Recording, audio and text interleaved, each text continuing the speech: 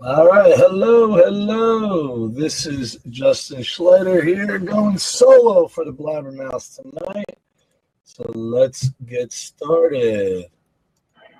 You are a BlabberMouth.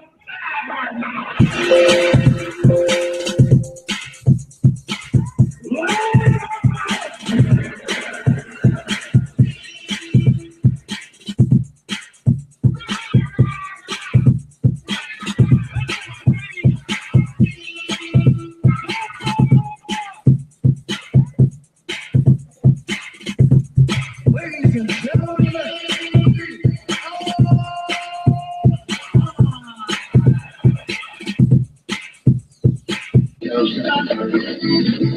I do not say blah. All right. So this is going to be a super quick one tonight, just a little pop-in to talk about the National PE Institute keynotes. So unfortunately, I was not able to make it this year.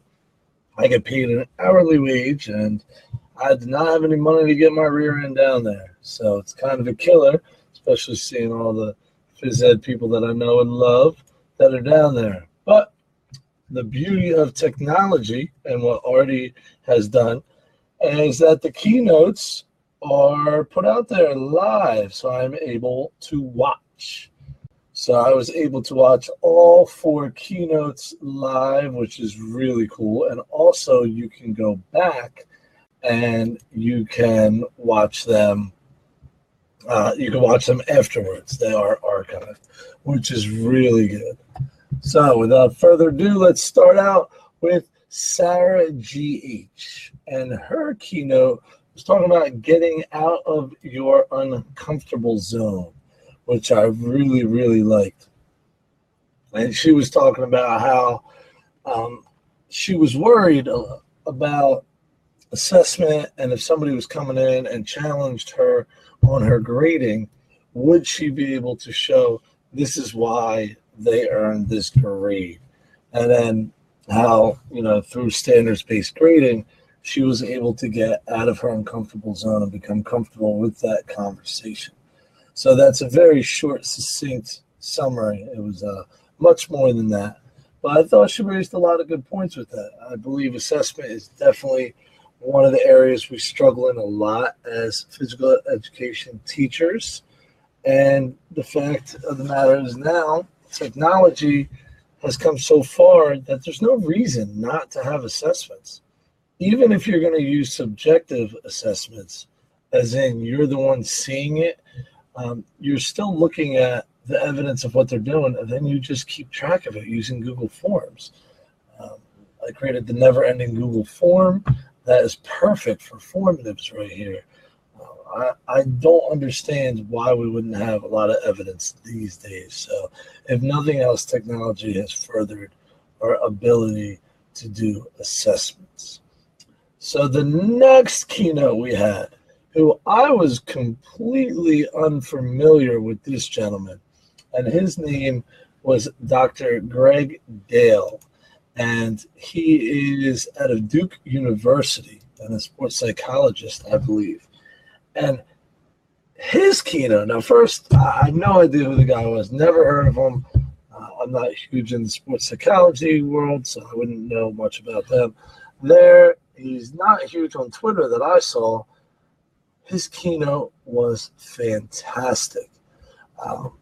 He did a couple things about the comfort zone, and had people crossing their arms, and then had them switching their arms the other way and seeing how that was uncomfortable, and how we don't really like being uncomfortable. I forget what the other one was that he had people do. And then he had people change things around and look.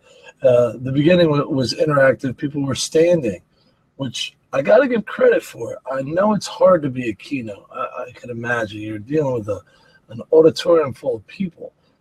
But we are physical education teachers and health teachers, and we understand that sitting is horrible for us. So it is nice to see when a keynote is able to get somebody up. And again, it's got to be very difficult. I'm giving one in Nevada, in Las Vegas, and I'm struggling thinking about how to do that. But he had him up. He had him moving a little bit, doing stuff, which was really cool. And for his keynote, what I liked so much about it was the fact that he was talking about respect and trust. And I even took a couple photos of his stuff going on there. And he was basically talking about relationships with the students and caring. One of the funny parts about his keynote is he had this quote about kids feel like they're entitled and are lazy and all this. And then, it's just a quote. And you could see any parent today saying that. And then he goes underneath Socrates, whatever, 496. And it was amusing because, parents, the older generation has been hating on the younger generations since the beginning of history. So his keynote was all about relationships and trust. Very, really cool. I enjoyed it. And I think that's the part of teaching that you can't be taught that. There's no university class that's going to tell you how to establish a relationship with another person, with your students. It's very, very difficult. It's easy for us to identify with the students that look and act like us. So the boys who are a little nutty, bit of behavior issues, can't sit still, but love to do physical activities, I can identify with them because that's who I was. Some of the kids who don't want to do anything, that's hard for me. I don't know what that's like. So I have to work extra hard to go out of my way to try to establish these relationships with the kids. So I think that was an absolutely fantastic keynote. Definitely we'll try to keep him on my radar, and if he ever comes up at a conference, I would like to go rub elbows with him. Now, the opening today was Dr. Martha Hassan. Now, I had hung out with her at EDA last year. Last year? Yeah, last year. And she was fantastic. I mean, I'm sitting in a room with her, no idea who the lady was. She starts talking about Cuban immigrants and baseball and how we could take the social justice aspect and talk about it in class, and blew me away within the first 30 seconds of meeting her. So from there, I've had a couple more interactions with her, done some stuff.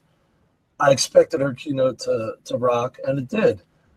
She talked about the social justice aspect, which you know that she would, which was cool. I liked when she talked about basketball. That right there was interesting because most of our kids like basketball. Even your non-athletes are the ones who aren't really engaged a lot. If you give an open gym, they'll pick up a ball and start shooting. And I enjoyed how she was talking about basketball and the different ways of why people like basketball. She talked about the low cost. She talked about the feedback, the immediate feedback, the stated goal. So she had some really cool points on there about the fact that it's very simple. Basketball is simple. You want to put the ball into the basket. There's no, you don't have to worry about a lot of other things other than that. She talked about creativity in basketball, whether it was dribbling, shooting, whatever else, celebration. So very good keynote. I enjoyed it. Definitely made me think, which is always good. All right, the last keynote up to today was Joe Bailey. Now, we all know and love Joe Bailey. She's fantastic. The lady came out looking like a 90s hip-hop star. She's wearing this these overalls with one strap undone, straight 90s style, looking very, very funny. I saw it and I just looked at it and I go, oh my God, what is going on with Joe? What is the deal? And her keynote was kind of based on how do we make it stick. She was reading the book, I believe it was called Stick. And her keynote was fascinating. I think the clothes were part of it. Yeah, Steph said, I wasn't sure if I was seeing her right. Yeah, it was funny. It was, if nothing else, you'll remember, wow, Joe Bailey was wearing a crazy outfit during her keynote.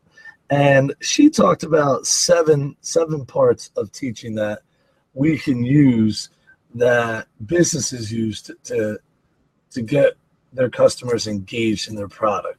She talked about social currency, triggers, emotion, public, practical value in stories, and she broke each of them down.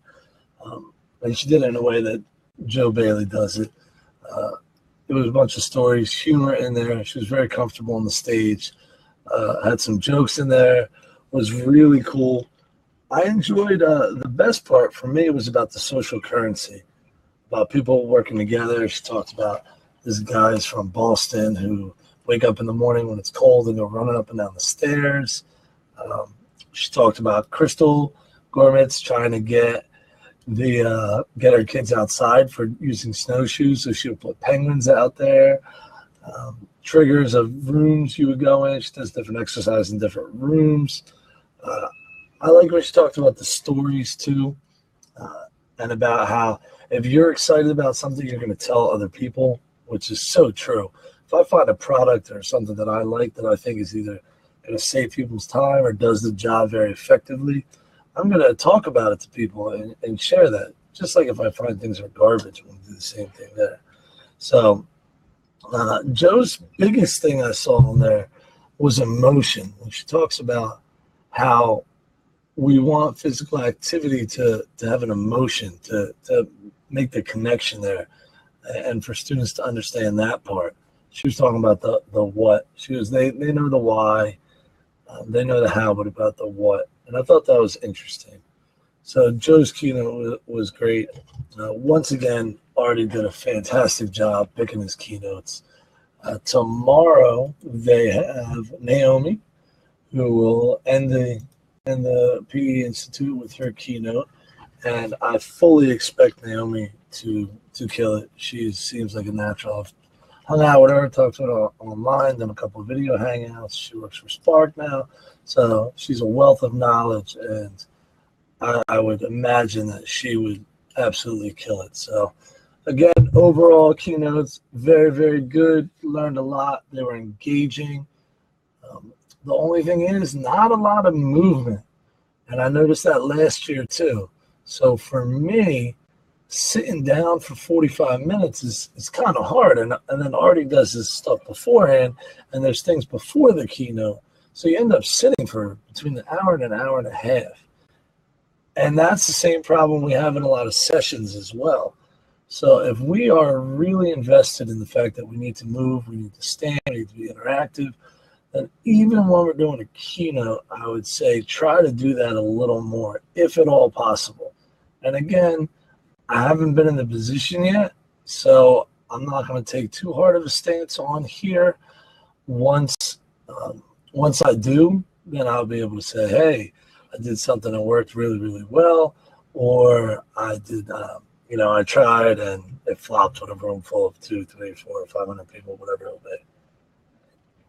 So if anyone has any questions or any statements about the keynotes, go on the side and write them. I just did a very super quick breakdown of what stuck out for me for the keynotes. I will put actually the link on here that has all the keynotes archived for you on there.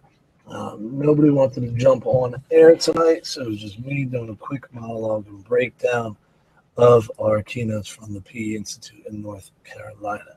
So that seems to be it for the night. Nobody has any questions or wants to hop on.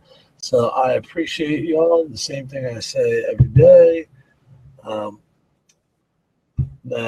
Jimmy says, yeah, is the key word.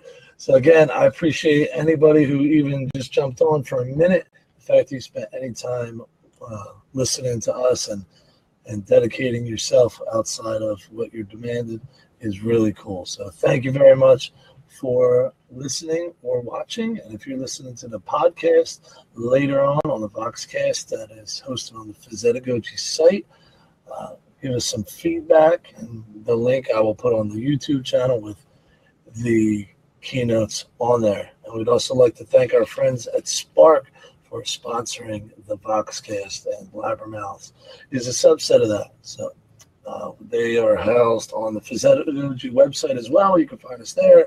I tweet out the YouTube links. Jorge puts it together as a podcast. So multiple ways. So I appreciate you. Have a good evening.